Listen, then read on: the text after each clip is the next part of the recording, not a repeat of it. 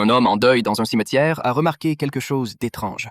Soudain, il ressent un bourdonnement qui lui coupe l'oreille et qui provient de partout autour de lui. Ce qu'il ne sait pas, c'est qu'il y a une anomalie dans la ville. Tous les véhicules fonctionnent mal, comme s'ils avaient été soumis à des interférences électromagnétiques. Les oiseaux dans le ciel sont également perdus dans cette étrange situation. Jack s'est évanoui à cause du bruit croissant. Peu de temps après, toute la ville a été privée d'électricité à cause de cette force. Quelques heures plus tard, le courant fut enfin rétabli. Jack fut alors réveillé par un mystérieux bruit de coups. En écoutant attentivement, il s'est rendu compte que le bruit semblait provenir d'une tombe.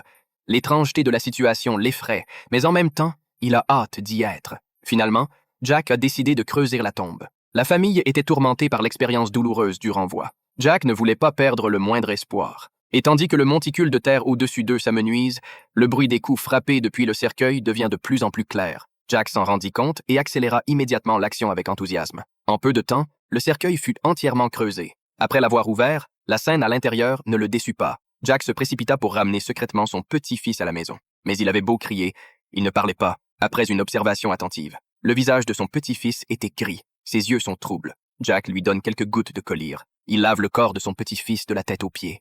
Il pensait qu'il retrouverait ainsi son état d'origine. À son insu, il n'était pas le seul à expérimenter le phénomène du retour à la vie des morts. Mary, qui vit seule, se rend compte que quelqu'un s'est introduit dans sa maison. Elle se dirige prudemment vers la source du bruit. Elle a vu sa sœur décédée se tenir magiquement devant elle. Elle venait de porter le corps au funérarium ce matin.